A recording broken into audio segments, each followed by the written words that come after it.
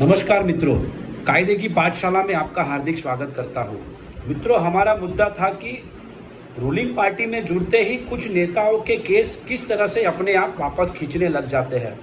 तो मित्रों, मुझे यह स्पष्ट करने की ज़रूरत नहीं है मैं किस पार्टी की बात कर रहा हूं और कौन से नेता की बात कर रहा हूं, क्योंकि आप खुद ही समझ जाओगे कि आखिरकार चल क्या रहा है। तो मित्रों, सीआरपीसी में सेक्शन 321 और बीएनएसएस में सेक्शन 360 उस राज्य के सरकारी वकील श्री को यह पावर देती है कि उनके अंडर में जो भी केसेस चल रहे हैं वो केस को विड्रॉ करने के लिए कोर्ट से परमिशन मांग सके। और दूसरा मित्रों, जैसे ही रूलिंग पार्टी में कुछ नेतागण जुड़ते हैं, आपने देखा होगा कि कुछ नेतागण के ऊपर ईडी, सीबीआई बड़े बड़े केसेस चल रहे होते हैं और मीडिया में इस तरह से प्रस्तावित किया जाता है कि जाने उन्होंने बहुत बड़ा गुनाह किया है और अब उनको सजा होने ही वाली है।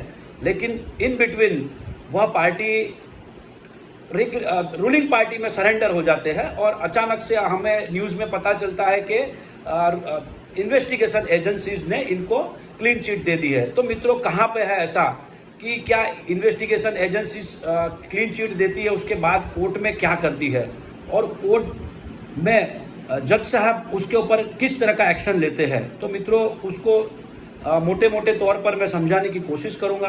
तो मित्रों, ABC समरी के जरिए मित्रों इन्वेस्टिगेशन एजेंसीज कोर्ट के अंदर समरी रिपोर्ट फाइल कर सकती है। मित्रों, अब ABC समरी में आपको शॉर्ट में समझाने की कोशिश करूंगा। मित्रों, केस तो सही है लेकिन आरोपी के खिलाफ पर्याप्त सबूत नहीं मिल रहे हैं, उसको मित्रों ए समरी कहते हैं। मित्रों, केस झूठा और दुर्भावनापूर्ण है, ऐसा इन्वेस्टिगेशन एजेंसीज का जब मानना होता है तब वो बी समरी कोर्ट में फाइल करती है। और जब सिविल नेचर का कोई गुनाह इन्वेस्टिगेशन एजेंसीज को लगने लगता है तब वो सी समरी कोर्ट में फाइल करती है। उसके बाद मित्रों, कोर्ट में जब ये इन्वेस्टिगेशन एजेंसीज के द्वारा समरी फाइल की जाती है तब मित्रों एक जो उस काम का विक्टिम होता है, विक्टिम के पास एक चांस होता है कि वो प्रोटेस्ट पिटीशन लेकर आए और कोर्ट को कहे कि सर ये जानबूझकर पुलिस द्वारा झूठी रिपोर्ट कोर्ट में लगाई जा रही है ताकि मुझे न्याय ना मिले। तो मित्रों, कोर्ट उसको सुनेगी और उसके ऊपर फैसला करेगी।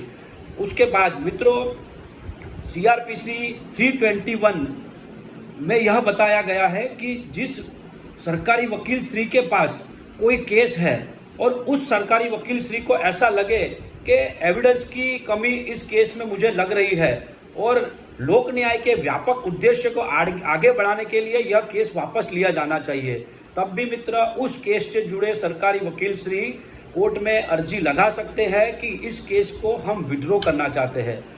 मित्रों, अगर सरकारी वकील श्री ने अगर अर्जी लगाई कि मुझे ये केस विड्रॉ करना है तो मित्रों जरूरी नहीं है कि कोर्ट उसको विड्रॉ करने की परमिशन दे ही दे। कोर्ट उस केस की ग्रेविटी को, उस केस की वेरासिटी को जानने की कोशिश करेगी। कोर्ट देखेगी कि कुछ मिसयूज तो नहीं हो रहा है कि किसी के दबाव में आकर या किसी के लालच में आकर ये केस को विड्रॉ करने का प्रयास किया जा रहा है और कोई अनुचित तरीका तो अपनाया नहीं जा रहा है इस केस को विड्रॉ करने के लिए। मित्रों, यह भी देखेंगी और यह देखेंगी कि क्या सार्वजनिक नीति और न्याय के हित में किया गया है यह विड्रॉल। तो मित्रों, काफ़ी सारी चीज़ है और भी काफ़ी चीज़ है जो एक वीडियो में उसको कंप्लीट करना आसान नहीं है।